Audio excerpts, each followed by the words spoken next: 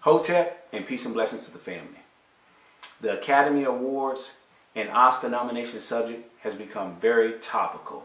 You have a lot of people in Hollywood or Hollywood personalities who are speaking out on it.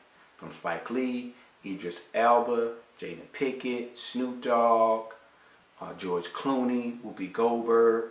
A lot of them are kind of engrossed in this Oscar nomination discussion.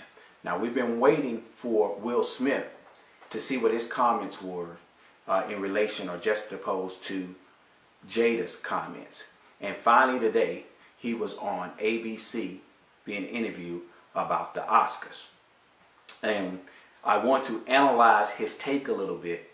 And the reason I think it's so important is because I think Will Smith's take is going to be the dominant bourgeois take on this particular subject. We heard Snoop Dogg and we even heard Dr. Boyce Watkins clearly say, fuck the Oscars. And that's pretty much what they said.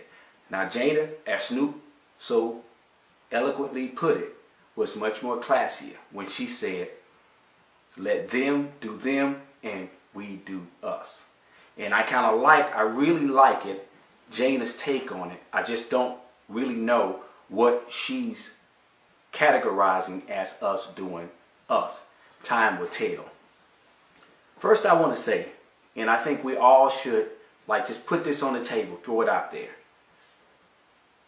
The Oscars has been this way. This is nothing new. We can look back, if we're history buffs, we use history as our guide. In 1972, Marlon Brando was given Best Actors Award, and he did not take it.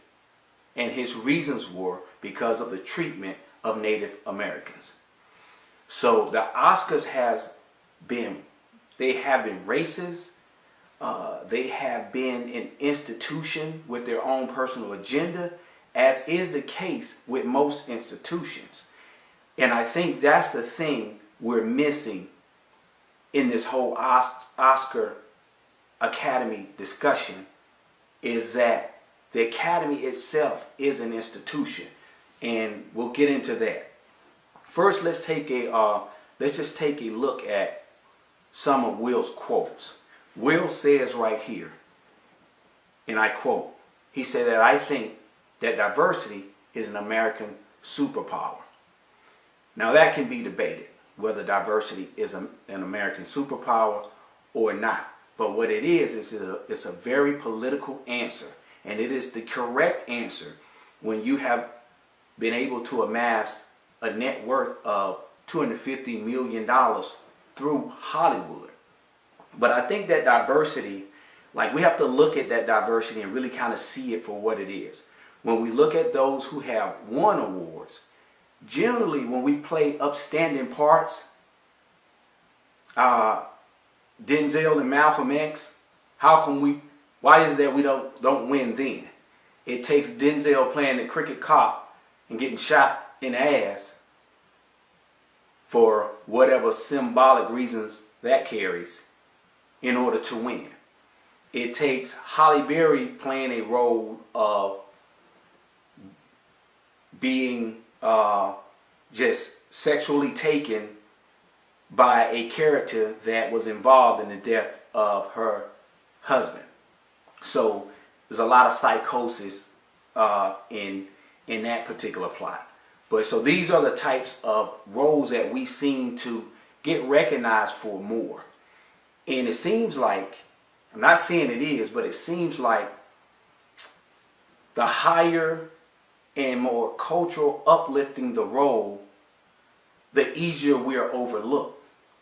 But if the role is culturally retarding, because a lot of times the movie industry defines reality. So now if they can define a reality to where we are culturally backwards, then we can get awarded for contributing to that.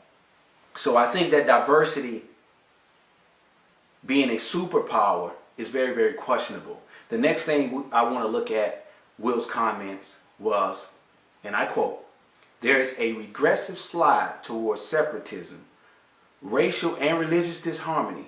And that's not the Hollywood I want to leave behind, and that's not the America that I want to leave behind. Almost subterfuge. Almost a 42 fake out with the answer.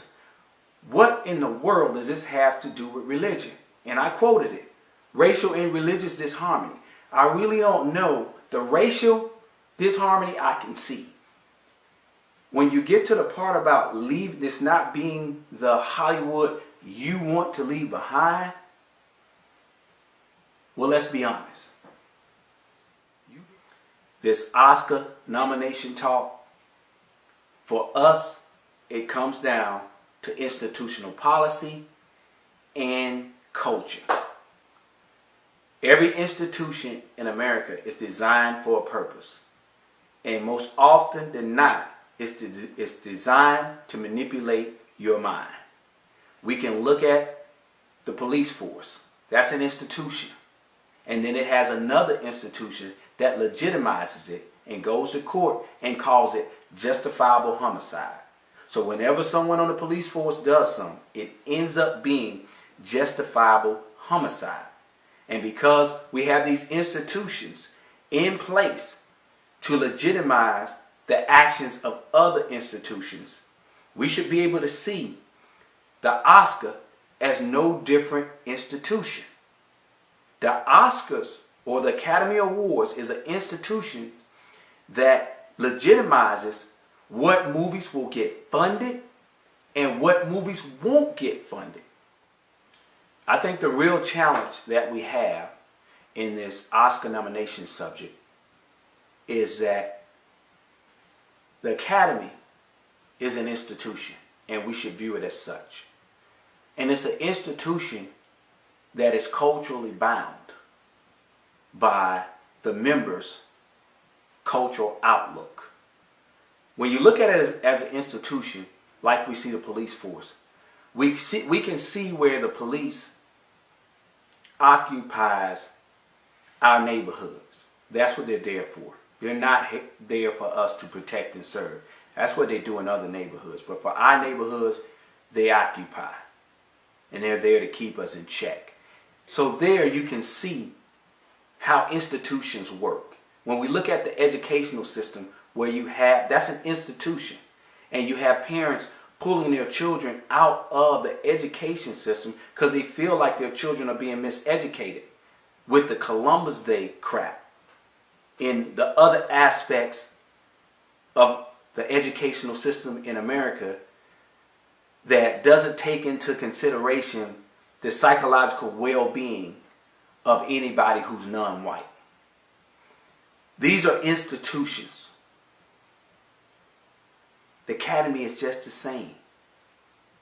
Its purpose is to decide what movies get funded in the future, because this director got an award and he's doing this movie, it should be funded. And what movies don't get funded. That's their job. And we all know they're 93% Caucasian. What culture are they going to have? They're not going to be able to identify with Straight Outta Compton. They grew up with their father. They didn't grow up in that type of setting. They're not going to be able to identify with Creed. The guy who didn't grow up, if you've seen the movie, it was very moving. He didn't have a father.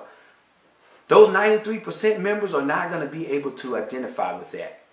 So they're not going to see it as something special. However, I think Sylvester Stallone got an Oscar nomination because they can identify with the old white guy helping the young brash black guy and doing a great deed to society. And I'm going to leave you with another Martin Luther King impersonation. A lot of people kind of liked it, so I'll go ahead and do it again, play to it.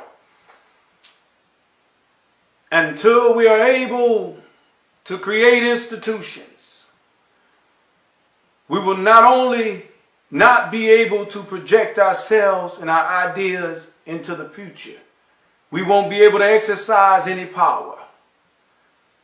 As long as we are institutionalists, or as long as we don't have any institutions, we will be lacking in power. A great friend of mine once said that power respects nothing but power.